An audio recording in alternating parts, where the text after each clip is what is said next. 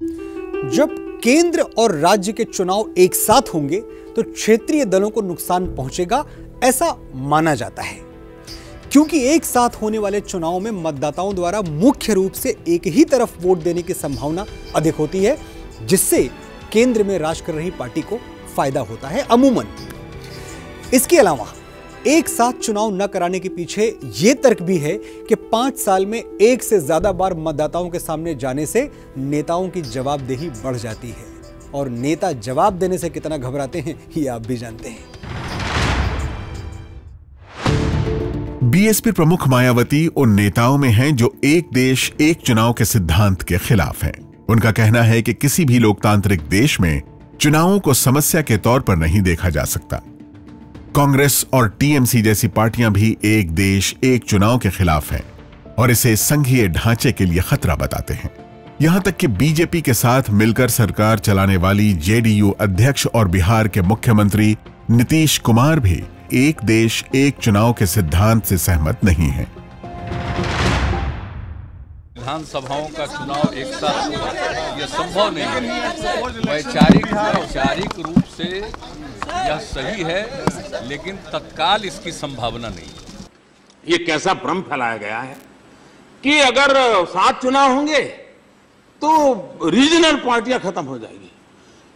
जहां जहां लोकसभा और विधानसभा के चुनाव साथ हुए हैं, उस सब जगह पर प्रादेशिक पक्ष जीते हैं। देख लीजिए इतिहास पूरा, प्रादेशिक पक्ष जीते हैं। अभी आंध्र का चुनाव हुआ, प्रादेशिक पक्ष जीत करके आया। ओडिशा का चुनाव हुआ, प्रादेशिक पक्ष जीत करके आया।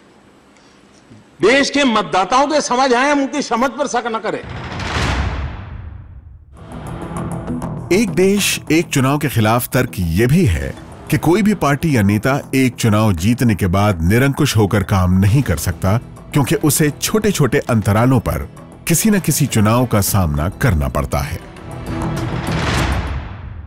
लोग स्प्लिट वोटिंग को समझते हैं, और वो जब 52 में शुरू हुआ, जब वोटर एजुकेशन कम थी, तब भी समझते थे। तो आज लोगों में जागरूकता ज्यादा है। तो ऐसा नहीं हो सकता कि विधानसभा के चुनाव में जो है लोकसभा के चुनाव पर के मुद्दों पर लोग वोट दे देंगे। कई जानकारों के मुताबिक भले ही एक समय देश में एक साथ चुनाव करा लिए जाते थे, लेकिन अब ऐसा करा पाना व्यवहारिक नहीं है। हालांकि लॉ कमीशन का सुझाव है कि देश में 2 फेज में चुनाव कराए जा सकते हैं। पहले फेज में लोकसभा के साथ कुछ राज्यों के चुनाव और दूसरे फेज में बाकी राज्यों में चुनाव हो सकते हैं। इसके लिए राज्य की विधानसभाओं के कार्यकाल को घटाने और बढ़ाने के लिए संवैधानिक संशोधन करना होगा। इसके अलावा एक साथ चुनाव कराने के लिए ईवीएम और वीवीपैट मशीनें दोगुनी करनी होगी। साथ ही अतिरिक्त चुनावी कर्मी और सुरक्षा बलों की व्यवस्था करनी होगी। ये व्यवहारिक नहीं है।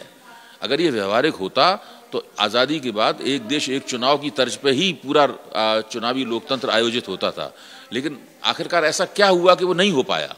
आप उन परिस्थितियों के दोबारा घटित होने को कैसे रोकेंगे? इस बात की गारंटी कैसे ली जाएगी कि वो परिस्थितियां जिनके तहत एक साथ चुनाव, एक देश एक चुनाव नहीं रह पाया, वो दोबारा घटित नहीं होंगी?